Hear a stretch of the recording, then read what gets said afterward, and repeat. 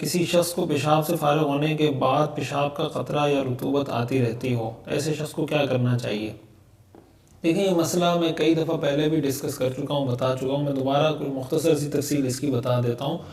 کہ بعض اوقات تو پیشاب کا قطرہ یا رطوبت اس کا وسوسہ ہوتا ہے، تو اس کی تو کوئی شرعی حیثیت نہیں ہے۔ بعض اوقات یعنی اس کی کوئی ٹینشن لینے کی ضرورت نہیں ہے، آپ اپنی نماز پڑھیں۔ بعض اوقات یہ ہوتا ہے لوگوں کو واقعتاً مسئلہ ہوتا ہے، تو اس میں ایک تو اس چیز کا لحاظ رکھنا چاہیے کہ جب پیشاب کے لیے جائیں، عموماً یہ ہوتا ہے کہ لوگ پیشاب بہت جلدی کرتے ہیں اور اٹھ کے ایک دم اٹھ کے چلے جاتے ہیں، تو پیشاب کرنے کے بعد تھوڑی دیر انتظار کرنا چاہیے، اور مقصد اس کا یہ ہو کہ آپ اگر کوئی قطرہ نکلنا ہے، اگر کوئی ایک دو قطرے رہ گئے وہ نکل جائیں، اس کا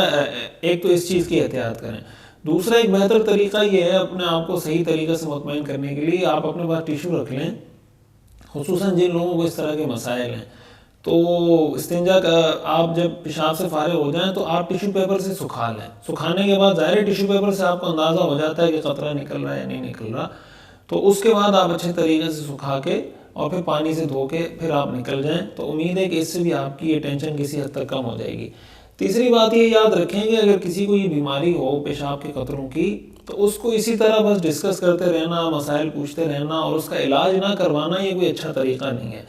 عموماً جب لوگ یہ مسائل پوچھتے ہیں میں ان سے پوچھتا ہوں کہ بھائی کسی ڈاکٹر کو دکھایا، کسی سے مشورہ کیا، کسی ڈاکٹر سے؟ وہ کہتے ہیں نہیں۔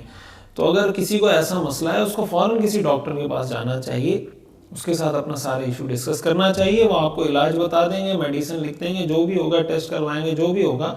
انشاءاللہ اللہ تعالیٰ آپ کو شفا اور صحت دے دیں گے۔ لیکن اس معاملے میں اتنی غفلت جو لوگ کر رہے ہوتے ہیں نا کہ بس پیشاب کے قطروں کا مسئلہ ہے، وہ چلتا رہتا ہے چلتا رہتا ہے چلتا رہتا ہے، ہم توجہ ہی نہیں دیتے، اس سے ظاہر کپڑے بھی ناپاک ہوتے ہیں، پھر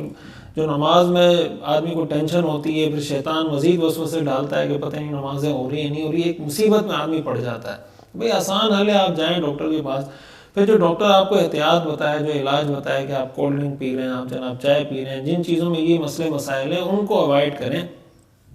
اور آخری بات کہ شرعی نقطہ نظر سے جس آدمی کو پیشاب کے قطروں کی بیماری ہو، دو طرح کے لوگ ہو سکتے ہیں۔ ایک آدمی تو وہ ہوتا ہے کہ جس کو اچھا، ایک بات میں اس میں اضافی یہ بھی بتا دوں کہ پیشاب کرنے کے بعد عموماً یہ جو قطرے آتے ہیں نا، عام طور سے لوگوں کو، ایک تو بعض لوگوں کو بہت زیادہ بیماری ہوتی ہے، میں اس کی بات نہیں کر رہا، عام طور سے یہ پیشاب کے قطرے استنجا کے کوئی 5 10 منٹ 15 منٹ تک آتے ہیں، اس کے بعد اس سے مزید کوئی چانس نہیں ہوتا۔ تو اس کا ایک طریقہ یہ بھی ہوتا ہے، بعض ائمہ اس سے بڑے پریشان ہوتے ہیں کہ بھائی ہم نماز پڑھانا چاہتے ہیں، ہمیں خود پریشانی ہو رہی ہوتی ہے، ہم کیا کریں؟ تو ایسی صورت میں اس کا طریقہ یہ کہ نماز سے آدھا گھنٹہ پہلے آپ کوشش کریں آپ استنجا کر لیں۔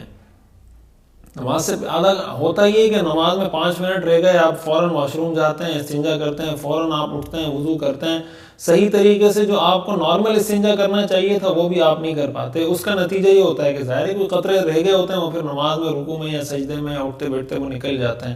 ظاہر ہے اسی صورت میں نماز ٹوٹ جاتی ہے۔ تو استنجا اگر آپ آدھا گھنٹہ 15-20 منٹ پہلے کر لیں گے، یا استنجا کرنے کے بعد آپ تھوڑا چل پھر لیں گے، تو اس کا فائدہ ہوگا کہ جو قطرے نکلنے ہیں وہ نکل جائیں گے، اور کپڑے اگر آپ کے ناپاک ہو گئے ہیں تو آپ اندازے سے اس جگہ کو پکڑ کے پانی سے دھو دیں، اس جگہ کو، آپ کے کپڑے پاک ہو جائیں گے۔